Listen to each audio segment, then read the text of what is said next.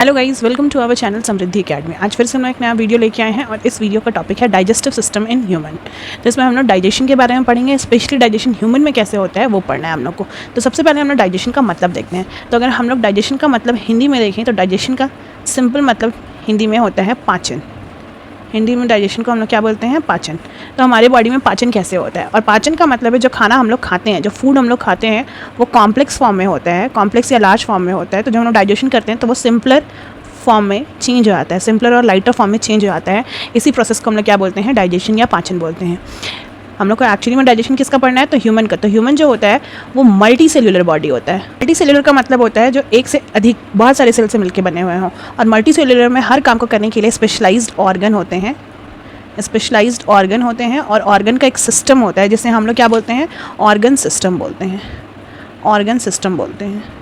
तो इस तरीके से डाइजेशन को करने के लिए भी हमारे पास क्या है? एक डाइजेस्टिव सिस्टम है। तो ह्यूमन का हम लोग क्या पढ़ेंगे? Digestive system. डाइजेस्टिव सिस्टम है तो इसमें बहुत सारे ऑर्गन्स, बहुत सारे ग्लैंड्स इन्वॉल्व होंगे। उन सब के बारे में जानेंगे, उनका रोल जानेंगे, उनका क्या क्या फंक्शन है, उनसे कौन से डाइजेस्टिव एंजाइम्स रिलीज होते हैं। ये सारा बात हम लोग वन बाय वन करके पढ़ेंगे इसमें। तो अब सबसे पहले हम लोग डाइजेशन का डेफिनेशन देखते हैं कि डाइजेशन को हम लोग डिफाइन कैसे कर सकते हैं। तो डाइजेशन का डेफिनेशन यहाँ पे लिखा हुआ है, हम लोग उसका डेफिनेशन यहाँ से लिखेंगे।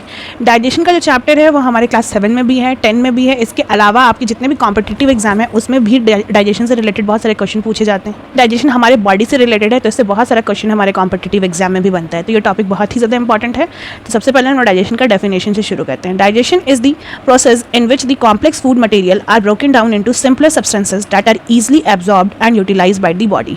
तो डाइजेशन एक ऐसा प्रोसेस है जिसमें जो कॉम्प्लेक्स फूड मटेरियल होता है, जो भी हम लोग खाना खाते हैं वो कॉम्प्लेक्स फॉर्म में होता है, उसको हम लोग सिंपलर फॉर्म में तोड़ देते हैं। सिंपलर फॉर्म में तोड़ने के बाद वो हमारे बॉडी के द्वारा एब्जॉर्ब किया जाता है और उसको यूटिलाइज़ किया जाता है। यूटिलाइज़ करके हम लोग उसको एनर्जी में कन्वर्ट करते हैं। तो इस तरीके से हम लोगों को खाना से एनर्जी मिलता है। यही पूरा प्रोसेस है डाइजेशन का, कि डाइजेशन हम लोग किस तरीके से करेंगे उसको हम लोग अब आगे पढ़ेंगे। तो जब हम लोग खाना खाएं तो खाना में क्या होता है? न्यूट्रेंट्स होता है। ये बात भी हम लोगों को पता है। जो खाना हम लोग खाते हैं, जो फूड हम लोग खाते हैं उसमें न्यूट्रेंट्स होते हैं। और हम लोग को पता है कि न्यूट्रेंट्स क्या होते हैं? तो कार्बोहाइड्रेट, प्रोटीन, विटामिन्स, मिनरल्स, ये सब होते हैं। तो स्पेशली हमारे खाने में जो कार्बोहाइड्रेट्स, फैट्स एंड प्रोटीन्स, ये तो मेन न्यूट्रेंट्स है जो हम लोग सबसे ज़्यादा अपने खाने में लेते हैं। तो ये जो होता है ये कॉम्प्लेक्स फॉर्म में होता है, इसी को हम लोग को सिंपलर फॉर्म में तोड़ना है और यही डाइजेशन कहलाता है। तो जब ये तीनों न्यूट्रिएंट्स सिंपलर फॉर्म में टूट जाएं तो हमारा डाइजेशन का प्रोसेस कंप्लीट हो जाएगा। तो आगे हम लोग कुछ इंपॉर्टेंट पॉइंट्स है डाइजेशन से रिलेटेड वो देखते हैं, जिसमें सबसे पहला डाइजेशन का डेफिनेशन हम लोगों ने देख लिया। दूसरा है digestion is carried out by the digestive system. Digestion को करने के लिए हमारे पास क्या है? एक सिस्टम है जिसे हम डाइजेस्टिव सिस्टम बोलते हैं। Digestion is a physiochemical process. Digestion एक फिजियो मतलब फिजिकल प्रोसेस और केमिकल प्रोसेस दोनों ही है। फिजिकल इसलिए क्योंकि डाइजेशन जब हम लोग करते हैं तो सबसे पहले हम लोग अपने दांत की मदद से जो कॉम्प्लेक्स या लार्जर फूड मटेरियल्स होते हैं उनको स्मॉलर फॉर्म में तोड़ते हैं, इसीलिए फिजियो। और केमिकल इसीलिए क्योंकि इसमें बहुत सारे एंजाइम्स इन्वॉल्व होते हैं। बहुत सारे एंजाइम्स यानी कि वो केमिकल हैं, तो केमिकल इन्वॉल्व होता है जिसकी वजह से हमारा खाना क्या होता है? सिंपलर फॉर्म में टूटते चला जाता है। इसलिए दोनों को मिला के ये बना है फिजियो केमिकल प्रोसेस। तो डाइजेशन हमारा दोनों ही, फिजियो भी और केमिकल प्रोसेस दोनों है। Main function of digestion is to obtain energy from food. तो डाइजेशन का मेन फंक्शन क्या होता है? फूड से एनर्जी को ऑब्टेन करना। हम लोग को पता है जो खाना हम लोग खाते हैं उससे हमें एनर्जी मिलता है, लेकिन जो खाना हम लोग खाते हैं डायरेक्टली हमें उससे एनर्जी कभी नहीं मिलता है। वो खाना लार्जर और कॉम्प्लेक्स फॉर्म में होता है। वो खाना पहले टूटता है, टूट करके वो सिंपलर फॉर्म में चेंज होता है और सिंपलर फॉर्म में चेंज होने के बाद वो हम ऑक्सीजन के साथ ऑक्सीडाइज होता है। देन फिर वो ब्रेक डाउन होकर हमें एनर्जी प्रोवाइड करता है। इसको अगर हम सिंपलर फॉर्म में समझने की कोशिश करें तो किस तरीके से हम समझ सकते हैं? सिंपली जब हम लोग कार्बोहाइड्रेट खाएं तो ये डाइजेस्ट होकर ग्लूकोज के फॉर्म में चेंज होता है। तो जो कार्बोहाइड्रेट था ये लार्जर और कॉम्प्लेक्स फॉर्म था और ये जो ग्लूकोज बना ये सिंपलर फॉर्म था। अब ये जो सिंपलर फॉर्म ग्लूकोज बना है, ग्लूकोज का फॉर्मूला होता है C6H12O6। और जब हम लोग ब्रीदिंग करेंगे तो हमारे बॉडी में ऑक्सीजन आता है। तो जब ग्लूकोज ऑक्सीजन के प्रेजेंस में ब्रेक डाउन होगा या ऑक्सीडाइज्ड होगा, क्योंकि ऑक्सीजन ऐड हो रहा है, तो हम लोगों ने केमिस्ट्री में पढ़ा है कि जिस भी रिएक्शन में ऑक्सीजन ऐड होता है उस रिएक्शन को हम लोग ऑक्सीडेशन रिएक्शन बोलते हैं। इसलिए यहाँ पे ग्लूकोज का ऑक्सीडेशन हो रहा है और ये बनाता है CO2 यानी कि कार्बन डाइऑक्साइड, वाटर और एनर्जी। तो इस फॉर्म में हमें एनर्जी मिलता है। तो खाना से हम लोगों को डायरेक्टली एनर्जी कभी भी नहीं मिलता है। खाना डाइजेस्ट होता है, डाइजेस्ट होकर सिंपलर फॉर्म में टूटता है, सिंपलर फॉर्म के बाद वो ऑक्सीडाइज्ड होता है और देन फिर हमें एनर्जी मिलता है। तो इस तरीके से डाइजेशन का मेन फंक्शन क्या होता है? तो डाइजेशन का मेन फंक्शन होता है खाना से एनर्जी को ऑब्टेन करना। Next, only carbohydrates, proteins and fats are digested. अगर हम लोग देखें तो अभी हम जस्ट बताएं कि हमारे खाने में 5 तरह का मेनली न्यूट्रिएंट्स होता है। वो है carbohydrate, protein, fats, vitamin, minerals, इसके अलावा हम लोग कुछ अमाउंट में वाटर और रफेज भी लेते हैं। लेकिन हमारा डाइजेशन सिर्फ और सिर्फ कार्बोहाइड्रेट, प्रोटीन और फैट्स का होता है। वाटर, मिनरल्स और विटामिन का डाइजेशन नहीं होता है। तो क्यों नहीं होता है? तो water, minerals and vitamin are not digested because they are very tiny particles, they are directly absorb by our body. तो ये जो वाटर, मिनरल्स और विटामिन है वो बहुत छोटे पार्टिकल्स होते हैं, इन्हें डाइजेस्ट होने की ज़रूरत ही नहीं है, डायरेक्ट हमारा बॉडी इसको क्या कर लेता है? एब्जॉर्ब कर लेता है। तो मेनली हमारे खाने में कार्बोहाइड्रेट, प्रोटीन और फैट्स यही डाइजेस्ट होता है। तो हम लोगों को इन्हीं तीनों का डाइजेशन पढ़ना है। अब हम लोग पढ़ चुके कि डाइजेशन क्या होता है, डाइजेशन से इंपॉर्टेंट जो की पॉइंट्स है वो भी देखनी है। अब डाइजेशन को करने के लिए हमारा डाइजेस्टिव सिस्टम है, तो हमारा नेक्स्ट टॉपिक है human digestive system. The human digestive system comprises of the alimentary canal और associated glands, associated digestive glands। तो जो human का digestive system है वो 2 पार्ट्स में बटा हुआ है। इसका पहला पार्ट है alimentary canal और दूसरा है इसमें digestive gland। यहाँ पे हम लोग एक चार्ट में समझ सकते हैं, ये चार्ट बना हुआ है। इस चार्ट में digestive system को हमने 2 पार्ट्स में डिवाइड किया है, alimentary canal और digestive glands। alimentary canal जो माउथ से शुरू होता है और एनस पे ख़त्म होता है, इसके बीच में और भी बहुत सारे पार्ट होते हैं, जैसे कि सबसे पहले खाना हमारे माउथ में जाता है, देन एसोफेगस जिसको हम लोग फूड पाइप भी बोलते हैं, देन फिर खाना स्टमक में जाता है, देन स्मॉल इंटेस्टाइन में, then large intestine and then lastly anus में। तो ये पूरा पार्ट हो गया एलिमेंट्री कैनाल का। ये मेन हमारे डाइजेशन के मेन ऑर्गन्स हो गए जहाँ पर डाइजेशन होता है। यहाँ पर डाइजेशन डायरेक्टली पार्टिसिपेट करता है, यहाँ पे मतलब डायरेक्टली डाइजेशन होगा। अब कुछ डाइजेस्टिव ग्लैंड्स होते हैं जहाँ पर डाइजेशन डायरेक्टली तो इन्वॉल्व नहीं होता, डायरेक्टली पार्टिसिपेट नहीं करेगा, लेकिन इनके बिना डाइजेशन पॉसिबल भी नहीं है, क्योंकि ये जब तक अपना सिक्रीशन अपने द्वारा रिलीज़ किया गया जो भी जूसेस हैं, एंजाइम्स, अगर वो नहीं देंगे तो डाइजेशन होगा ही नहीं। तो ये एसोसिएटेड डाइजेस्टिव ग्लैंड्स होते हैं जो डाइजेशन में बहुत ज़्यादा हेल्प करते हैं। इसमें मोस्ट इंपॉर्टेंट डाइजेस्टिव ग्लैंड है सिलिवरी ग्लैंड, दूसरा है gastric gland, liver, pancreas, gall bladder भी होता है। ठीक है, तो ये सब हमारा डाइजेस्टिव ग्लैंड है। इन दोनों को मिला करके ही क्या बना है? तो ह्यूमन डाइजेस्टिव सिस्टम बना है। देखा कि डाइजेस्टिव सिस्टम 2 पार्ट्स में बटा हुआ है। पहला है एलिमेंट्री कैनाल और दूसरा था डाइजेस्टिव ग्लैंड। तो बारी बारी से हम लोग सबको देखेंगे। सबसे पहले हम लोग पढ़ेंगे एलिमेंट्री कैनाल के बारे में। तो ये स्टार्ट होता है हमारे माउथ से और खत्म होता है एनस पे। तो हम बोल सकते हैं माउथ टू एनस इसका है। ठीक है, ये माउथ से एनस तक जाता है। मतलब इसमें फर्स्ट पॉइंट हम देखते हैं the food we eat passes through the food canal और एलिमेंट्री कैनाल। तो एलिमेंट्री कैनाल को एक और नाम से जानते हैं फूड कैनाल। तो जो खाना हम लोग खाते हैं वो सबसे पहले कहाँ से पास होता है? तो हमारे एलिमेंट्री कैनाल से। और ये एलिमेंट्री कैनाल कहाँ से शुरू होता है? तो माउथ से एनस तक जाता है, यानी कि माउथ से शुरू होता है और एनस पे खत्म होता है। तो ये पूरा ही पार्ट को हम लोग माउथ से एनस तक के पूरे पार्ट को हम लोग क्या बोलेंगे? Alimentary canal. ये फिगर आपको दिख रहा है, इस फिगर में आपको यहाँ देख सकते हैं कि यहाँ माउथ से शुरू हो रहा है और एनस तक जा रहा है। तो ये पूरा जो एक लंबा रास्ता तय कर रहा है खाना हमारा, ये इस पूरे पार्ट को ही हम लोग क्या बोलते हैं? एलिमेंट्री कैनाल बोलते हैं। Next point, it is a long muscular and coil tube. तो ये एक बहुत ही लंबा, आप फिगर में देख चुके हैं कि ये लंबा था, मस्कुलर है, पूरी तरीके से मसल से बना हुआ है, और कॉइल ट्यूब है, मतलब घुमा हुआ एक ट्यूब जैसा है। It starts from the mouth and ends at the anus. ये शुरू कहाँ से होता है? माउथ से, और कहाँ खत्म होता है? एनस पे। अगर इसकी लंबाई की बात करें तो इसका लेंथ होता है 32 फीट, और अगर इसको मीटर में कन्वर्ट करेंगे तो 9 मीटर इसका लंबाई होता है। तो काफ़ी लंबा होता है एलिमेंट्री कैनाल, आप लोगों ने फिगर में देख लिया। नेक्स्ट एलिमेंट्री कैनाल के बाद हमारा टॉपिक है digestive glands. Those glands which help in digestion known as digestive gland. तो जो भी ग्लैंड डाइजेशन में हेल्प करते हैं उन्हें हम लोग क्या बोलते हैं? Digestive gland. तो जो डाइजेस्टिव ग्लैंड होते हैं यहाँ पर डायरेक्टली डाइजेशन नहीं होता है, लेकिन ये डाइजेशन में हेल्प करते हैं। दे रिलीज एंजाइम्स और digestive juices by which larger and complex food material are converted into simpler form. ये क्या रिलीज़ करते हैं? तो ये एंजाइम्स रिलीज़ करते हैं। एंजाइम्स एक तरह का केमिकल होता है, या फिर हम लोग डाइजेस्टिव जूसेस भी बोल सकते हैं। ये एंजाइम्स और डाइजेस्टिव जूस रिलीज़ करते हैं, जिससे क्या होता है? जो लार्जर और कॉम्प्लेक्स फूड मटेरियल होता है वो सिंपलर फॉर्म में क्या हो जाता है? चेंज हो जाता है। तो बिना एंजाइम्स के डाइजेशन पॉसिबल ही नहीं है। Main digestive glands are salivary gland, liver and pancreas. ये सब क्या है? मेन हमारे डाइजेस्टिव ग्लैंड्स हैं। तो हम लोगों को समझ में आ गया कि alimentary canal plus digestive gland is equal to digestive system. Digestive system alimentary canal और डाइजेस्टिव ग्लैंड के मिलने से ही बनता है। ये दोनों ही मेन इंपॉर्टेंट पार्ट है डाइजेस्टिव सिस्टम का। हम सबसे पहले एलिमेंट्री कैनाल को शुरू करते हैं। तो एलिमेंट्री कैनाल में हमें सबसे पहले क्या मिलता है? माउथ मिलता है। हम लोग यहाँ पे हम लोग एक्चुअली में डाइजेस्टिव सिस्टम पढ़ रहे हैं, तो हमें डाइजेस्टिव ग्लैंड्स के बारे में पढ़ना है। हमारी बॉडी में बहुत सारे ग्लैंड्स हैं, तो हम लोग सारे ग्लैंड्स के बारे में नहीं जानेंगे। हम लोग सिर्फ उन्हीं ग्लैंड्स के बारे में पढ़ेंगे जो डाइजेशन में मदद करते हैं, और उनको हम लोग इसी एलिमेंट्री कैनाल जब पढ़ रहे हैं तो इसके साथ साथ जितने भी डाइजेस्टिव ग्लैंड इन्वॉल्व होते हैं उनको हम लोग साथ में करते चलेंगे। जैसे कि हमारे माउथ में भी एक डाइजेस्टिव ग्लैंड मिलता है, वो है सिलिवरी ग्लैंड, तो उसको हम लोग यहीं पर डील करेंगे। तो सबसे पहले हम लोग माउथ का बात करते हैं। माउथ को ही हम लोग क्या बोलते हैं? ओरल कैविटी और बकल कैविटी, क्योंकि आप देख सकते हैं अपने माउथ में जो माउथ होता है वहाँ पे खाली जगह होता है, उस जगह को ही हम लोग क्या बोलते हैं? कैविटी बोलते हैं।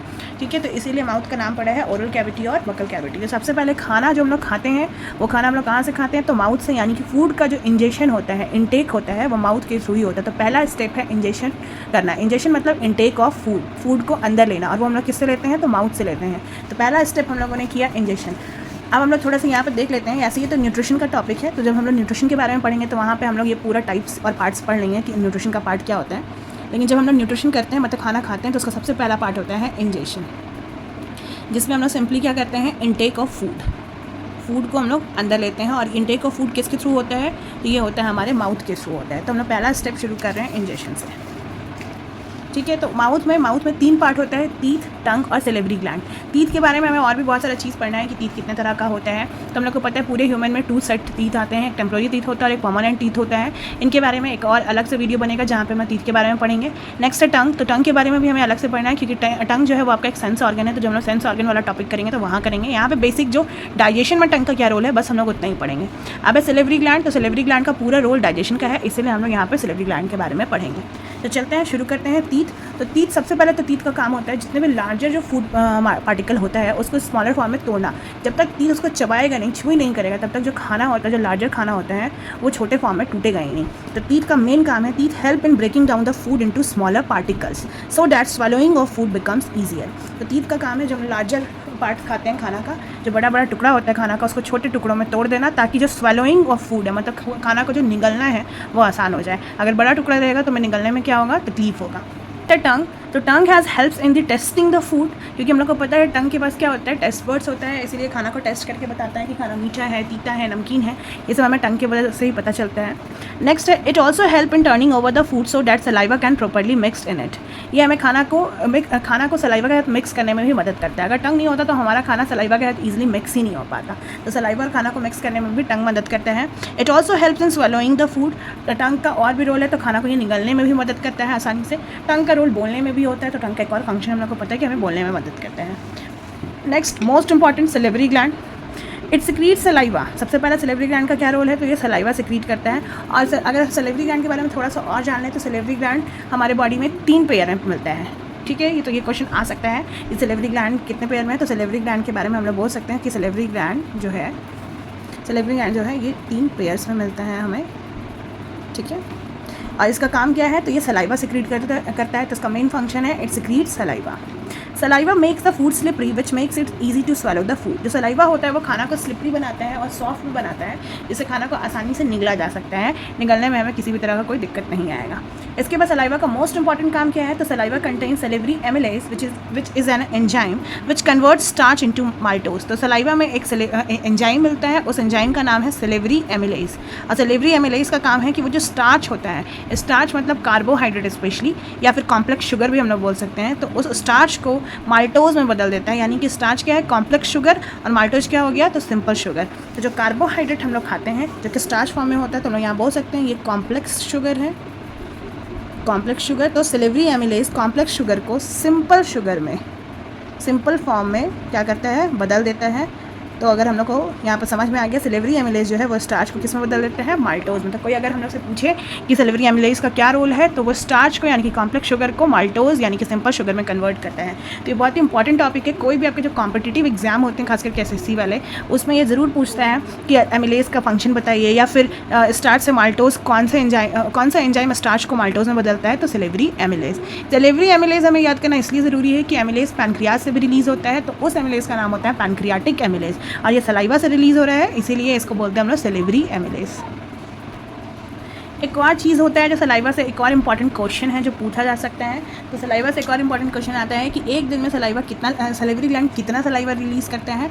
तो लगभग ये 1.5 लीटर सलाइवा एक दिन में रिलीज़ करता है, 1.5 लीटर सलाइवा रिलीज़ करता है सलाइवा में। ऐसा फिर एक और क्वेश्चन आता है, सलाइवरी ग्लैंड से जो सलाइवा रिलीज़ हो रहा है उसमें ऐसा क्या है जो खाना को चिपचिपा बनाता है, यानी कि मॉइस्ट करता है। तो उसमें म्यूकस होता है, म्यूकस प्रेजेंट होता है जो खाना को चिपचिपा बनाने में मदद करता है, जिसकी वजह से खाना सॉफ्ट और मॉइस्ट हो जाता है, जिससे हमें खाना को निगलने में क्या होता है, आसानी होता है।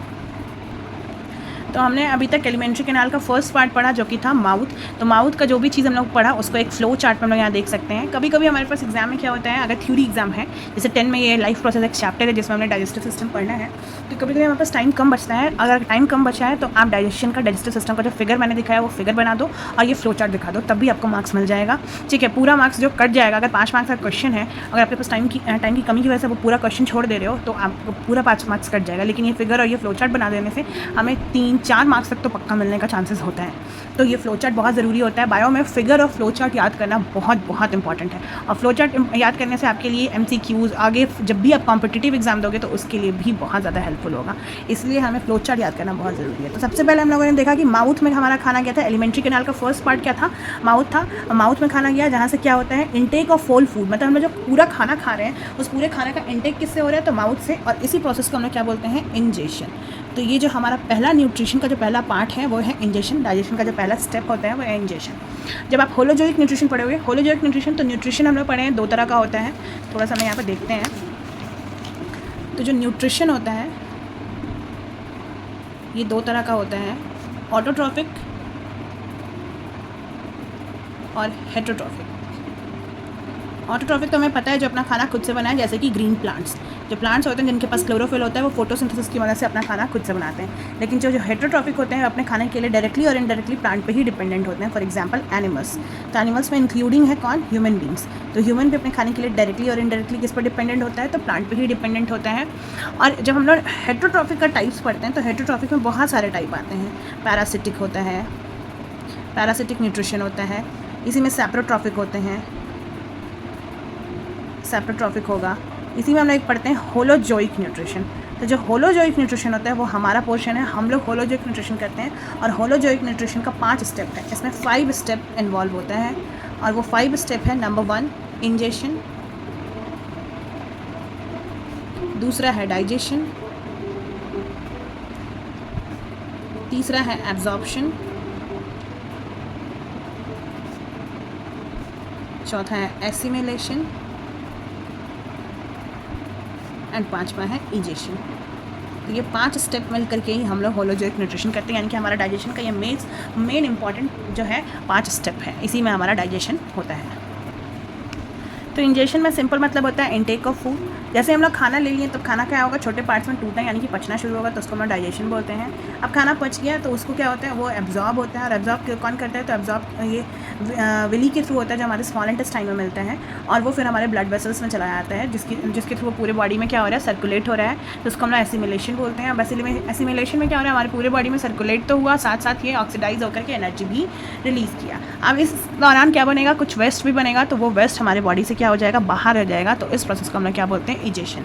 तो इनको हम लोग बहुत डिटेल में पढ़ेंगे जब हम लोग न्यूट्रिशन का टॉपिक करेंगे। तो एक बेसिक इन्फॉर्मेशन हमें मिल गया है, हम लोग आगे शुरू करते हैं।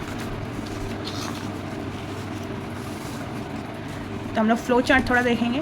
तो हमारा फ्लो चार्ट में ये था, सबसे पहले माउथ से इनटेक ऑफ होल फूड, जिसे हम लोग इंजेशन बोले। माउथ के अंदर टीथ था, सबसे पहले टीथ ने क्या किया? च्युइंग ऑफ फूड, मतलब खाना को चबाने का काम किया। देन टीथ के बाद टंग है, तो टंग का काम है रोलिंग या स्वेलोइंग ऑफ फूड, तो खाना को निगलना इसका काम है। नेक्स्ट है सेलेवरी ग्लैंड, तो सेलेवरी ग्लैंड का काम है pushing down of the food and also secrete saliva. सबसे पहले ये खाना को क्या करता है? नीचे की ओर पुश करता है, और साथ साथ क्या सिक्रीट करता है? सलाइवा। अब सलाइवा का काम क्या है? तो saliva convert starch into maltose. Saliva क्या करता है? सलाइवा में क्या होते हैं? सेलेवरी एमिलेज होता है जो स्टार्च को माल्टोज यानी कि सिंपल शुगर में बदल देता है। तो यही था माउथ का एक फंक्शन, माउथ का पूरा होल फंक्शन, जिसमें टीथ, टंग और सेलेवरी ग्लैंड का भी फंक्शन देख लिए।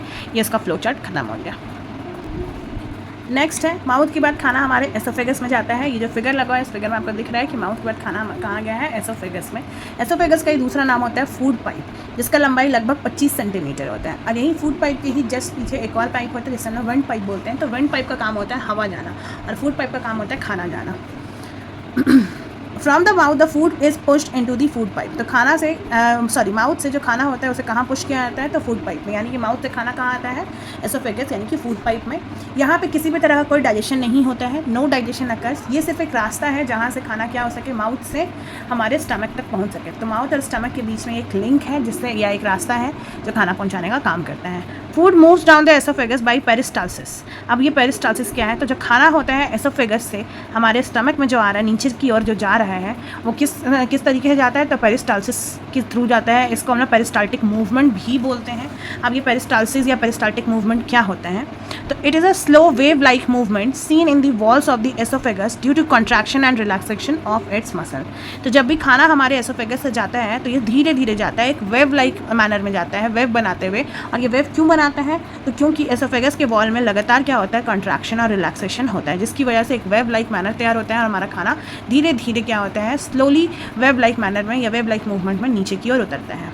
ऐसा इसलिए होता है क्योंकि खाना जब हम लोग माउथ में रखते हैं और वो अचानक से अगर हमारे एसोफेगस के नीचे आएगा और स्पीडली आएगा तो हमें धक्का या चोट हमारे स्टमक को, स्मॉल इंटेस्टाइन को लग सकता है। इसलिए बहुत धीरे धीरे वेव लाइक मैनर में आता है और धीरे धीरे हमारे स्टमक में जाता है। और ये पेरिस्टाल्टिक मूवमेंट सिर्फ और सिर्फ एसोफेगस में नहीं होता बल्कि पूरे ही एलिमेंट्री कैनाल में पेरिस्टाल्टिक मूवमेंट होते रहता है। मतलब खाना धीरे धीरे डाउनवर्ड यानी कि नीचे की ओर जाता है, क्योंकि अगर कोई भी चीज़ नीचे जाएगा और स्पीडली जाएगा अगर, तो हमें नीचे की ओर जो सरफेस में जो भी चीज़ है वहाँ पे चोट लगने का डर होता है। इसीलिए खाना धीरे धीरे जाता है पेरिस्टाल्टिक मूवमेंट करके। तो पेरिस्टाल्टिक मूवमेंट क्लियर हो गया है। तो एसोफेगस से खाना पेरिस्टाल्सिस यानी कि पेरिस्टाल्टिक मूवमेंट करके नीचे की ओर जाता है। अब खाना हमारे स्टमक में जाएगा, तो हम नेक्स्ट पढ़ेंगे स्टमक।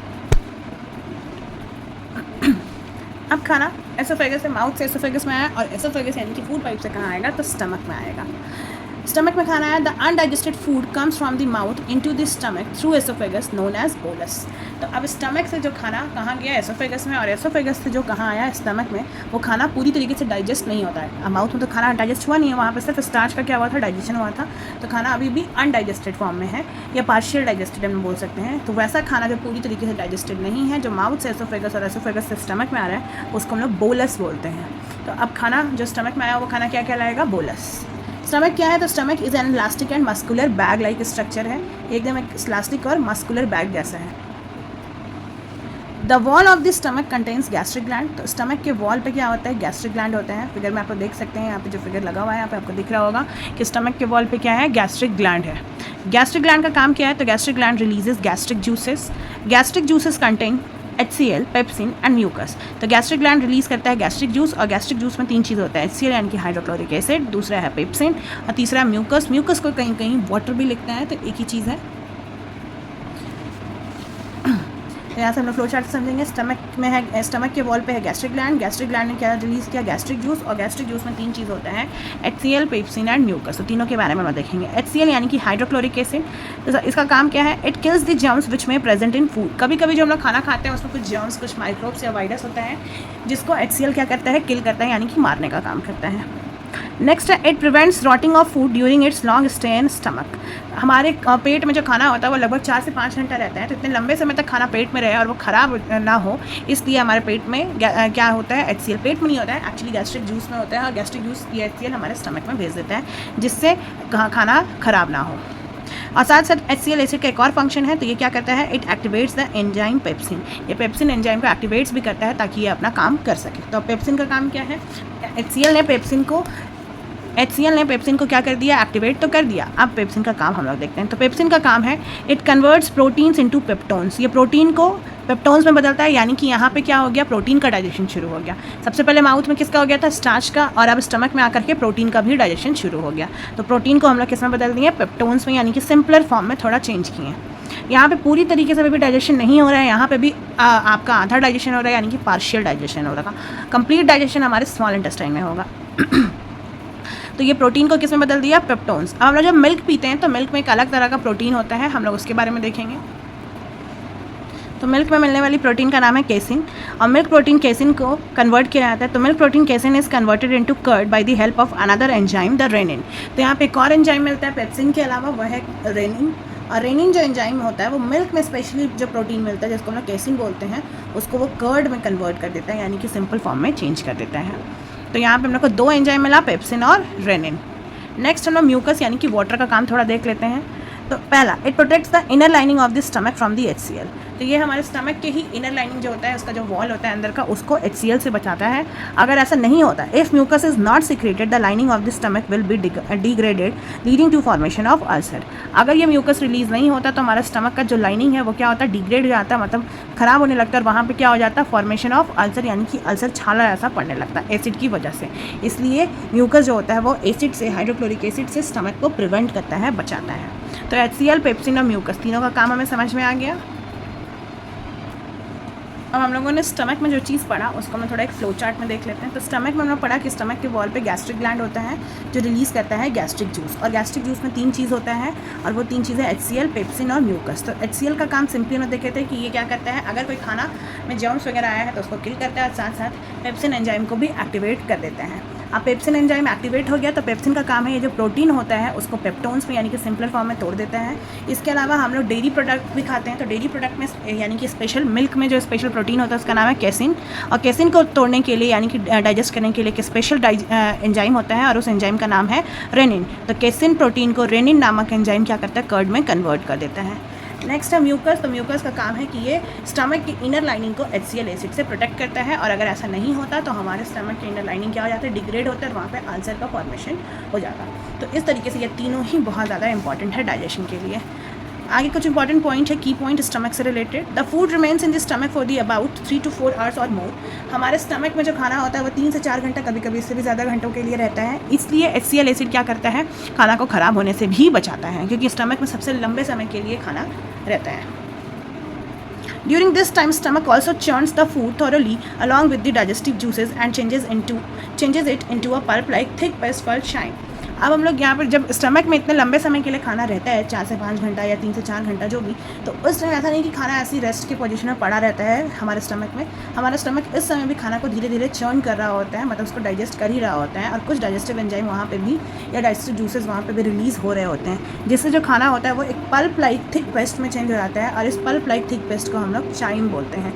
तो अब जो खाना है स्टमक से कहाँ जाएगा, स्मॉल इंटेस्टाइन में। तो स्मॉल इंटेस्टाइन में क्या जाता है, चाइम जाता है। जैसे माउथ से एसोफेगस और एसोफेगस से स्टमक में क्या आया था, बोलस यानी कि अनडाइजेस्टेड खाना, वैसे ही हमारे स्टमक में भी क्या हुआ है, पार्शियल डाइजेशन हुआ है। तो पार्शियल डाइजेशन बनकर के चाइम बनाया, और ये खाना अब कहाँ जाएगा, स्मॉल इंटेस्टाइन में। तो स्मॉल इंटेस्टाइन के आगे वाला पार्ट, स्मॉल इंटेस्टाइन और उसके आगे वाला पार्ट हम लोग नेक्स्ट पार्ट में करेंगे, यानी कि पार्ट 2 में। ये पार्ट 1 वीडियो था जिसमें हम लोगों ने क्या देखा, डाइजेशन के बारे में और डाइजेस्टिव सिस्टम को हम लोगों ने शुरू किया, जिसमें हम लोग माउथ के बारे में देख चुके हैं, स्टमक के बारे में देख लिए, और हम लोग अब थोड़ा उसमें गैस्ट्रिक ग्लैंड वगैरह भी देखें। अब खाना हमारे स्मॉल इंटेस्टाइन में जाएगा, तो उसको हम लोग नेक्स्ट पार्ट में पढ़ेंगे। ये टॉपिक आपके लिए बहुत ज़्यादा इंपॉर्टेंट है, आपके कॉम्पिटिटिव एग्जाम के लिए, आपके बोर्ड्स के लिए भी, 7 के बच्चों के लिए भी ये टॉपिक है। 7 में बहुत डिटेल में नहीं पढ़ना होता है, लेकिन ये सब हमें जानना चाहिए क्योंकि हमारे बॉडी पार्ट का हिस्सा है। तो ये GK के पर्पज़ से भी, यानी कि जनरल साइंस के पर्पज़ से भी हमारे लिए क्या है, बहुत ही इंपॉर्टेंट है। अगर आप लोगों को वीडियो अच्छी लगे हो तो वीडियो को लाइक ज़रूर करिएगा, अपने दोस्तों का शेयर भी करिएगा, और अगर आपको कोई भी प्रॉब्लम है तो आप हमें कमेंट करके ज़रूर पूछ सकते हैं। और कमेंट में आप ये भी बताइए कि आपको और किस टॉपिक में दिक्कत है साइंस के, तो हम लोग उसमें भी एक नया वीडियो बनाएंगे। वीडियो को लाइक और शेयर ज़रूर करिएगा, और हमारे चैनल को सब्सक्राइब भी ज़रूर करिएगा। Thank you.